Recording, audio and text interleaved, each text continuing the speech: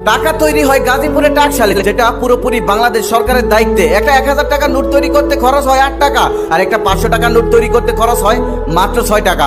আপনি এখন ভাবতেই পারেন, যেহেতু বাংলাদেশ সরকার টাকা বানাতেই পারে, তাহলে কেন তিনি টাকা বানিয়ে সবাইকে বিলিয়ে দেয় না? সবাইকে বিলিয়ে দিলেই তো সবাই বড়লোক হয়ে যেত, কেউ আর গরিব থাকতো না, আমাদের দেশটাও অনেক উন্নত হয়ে যেত।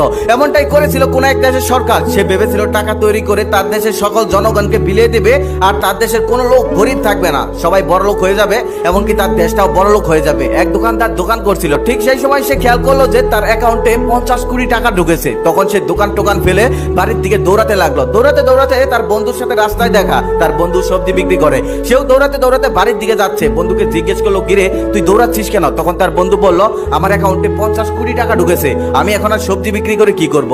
তারপর লোকটা বলল, আমার অ্যাকাউন্টেও 50 কোটি টাকা ঢুকেছে। তারপর সেও দৌড়াতে দৌড়াতে বাড়িতে গেল। বাড়িতে গিয়ে দেখলো তার ছোট ভাই কলেজে পড়ে। সে আর কলেজে যায়নি, কারণ তার